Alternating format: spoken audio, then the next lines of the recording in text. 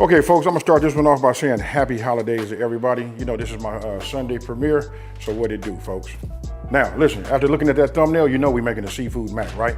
Now listen, when it comes to seafood mac, it's really, you guys can make any type of mac and cheese you would like. You know what I mean? I'm gonna show you how I make it, and then we just gonna introduce the seafood to it also, right? So listen, I'm not finna like just over talk nothing, try to make it seem like it's something other than what it is, so let's get it. All right, so this is real simple, folks. I've made this in the past, you guys seen it. Listen, we're getting ready to make a roux, right? So I'm gonna go ahead and just put my butter in right there, and we're gonna let that melt. As soon as that finishes melting, and I wanna melt it slow, so I'm not gonna turn it up high or nothing like that. I just want this to melt, right? And then we're gonna let it, you'll see. If you know how to make a roux, if you don't, you will know. It's almost like making gumbo, folks. I'm gonna bring my noodles, right? This is my pasta water. Now, I usually like to save myself, I'm gonna say about a cup, right? It's okay if you catch a couple of the, you know, some of the pasta in the inside, right? Now, I'm getting ready to turn and just put this in here like this. I'm going into my calendar. We did these al dente. Now you guys follow the instructions that's on your package, you know what I mean, to do yours al dente. But I'm gonna stop, usually I stop the cooking process, right? So I stopped a couple of minutes early. I don't wanna rinse them or nothing like that. We're just gonna let them drain just like that. We got some pasta water. Now we're gonna go back to this roux. Okay, now look, once your butter has melted, you wanna add about a half a cup of flour, right? So I'm gonna just put this around like this. This is big enough for me to add it, right? Now what I'm doing is, I'm just cooking some of that flour out of here.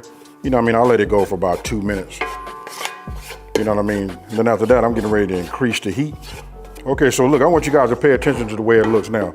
You just saw it, and what I did off camera was, I just added a heaping tablespoon of bacon grease, right? So let me grab that so I can show you guys. Now you don't have to have this. I forgot to tell you guys, you don't have to have this, right? If you don't, you wanna go ahead and use butter, I would just suggest you putting in, you know what I mean, a little bit more butter until you get this type of consistency, right? This is what you want. I can tell you now though, this smells nice, folks. Now, I'm gonna go ahead and make my adjustment down here on this fire, and we just wanna run like a medium flame. And when we say making a roux, we wanna cook this to a color, right? So we're gonna cook this till we get like just a little bit more of a little bit of a tan color. We kinda like there now, but I'm gonna let it go ahead and just get just a little bit more. We got a little heat under the bottom. This is good right here. I don't want it to get too much darker. So now I'm gonna come in, right? Remember, when you're making a roux, it's gonna really be about, you know, your elbow and just constantly moving this around, right? We wanna get everything dissolved, right? So I'm gonna go ahead and just keep moving this around, and we're just gonna go ahead and cook this down a little bit. Okay, folks, now I want you to look at this right here. Now remember how you had you thought it was too much milk, you know, for those of you guys that are new.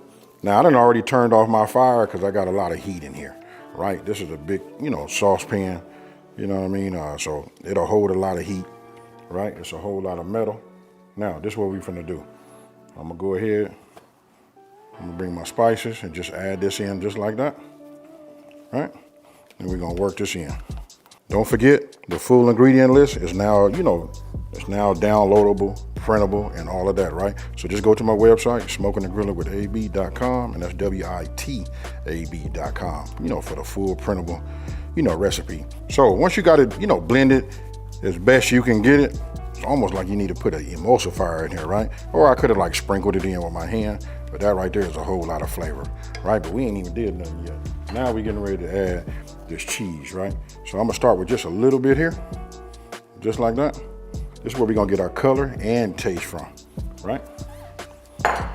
So just watch. Remember, I already removed it from the fire, right? So now we just bring this around like this, and it'll just melt, you know, on its own.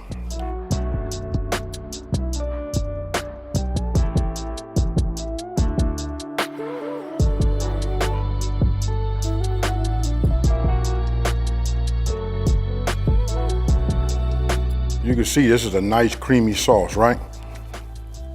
I got the texture I like. I've been tasting it, right? And this right here is real nice, folks. You don't have to go out and spend that money, you know what I mean, and get none of that nacho cheese. This right here will get you in the game. We just season it up right, but now you guys know how to do it, right?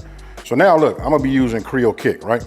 what I want to do is I just want to give this a little bit of flavor. I like the Creole seasoning. For those of you guys that, you know, want to use your own, you can. You know what I mean? But I like to just put this on here like this, right? Because I'm going to cut these down into bite-sized pieces. So now I'm getting ready to use some of my A seasoning. You know, I like the profile on this right here.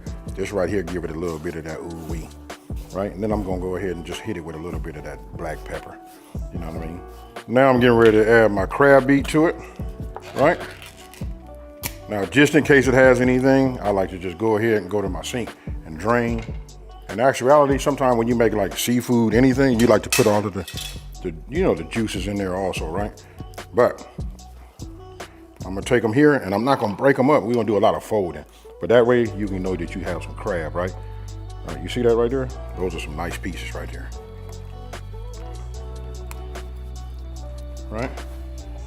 Now I'm gonna come with my shrimp.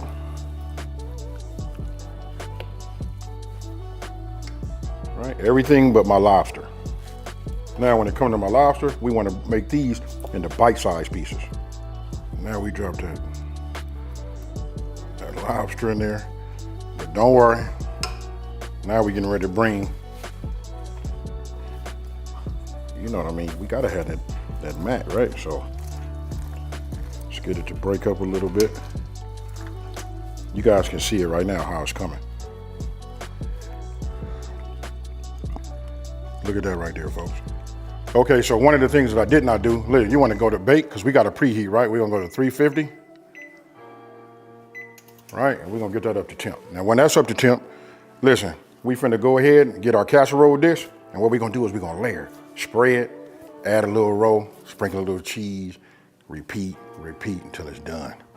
If it thickens up on you or it look like it's not coating properly, don't forget we got that pasta water, right? That's that starchy water, so we can just add some of that to it, right? You don't want to add too much, but just look how it works, folks. It's gonna need a little bit more though, right? Okay, so after, you know, spraying these dishes, now I'm just gonna go ahead and layer these. Now this is an oven-safe dish, you know what I mean? And then I'm gonna have another one, but I like to just present it in this one right here, right? So just get it like this. Let it spray a little bit.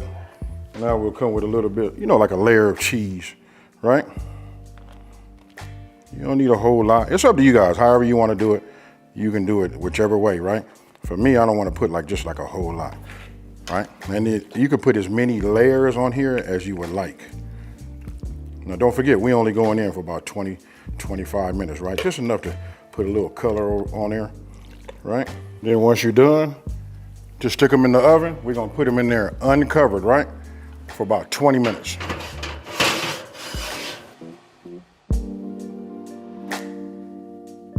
This is what you'll end up with, looking just like that. Now this actually belongs to somebody. They coming over here to come pick it up.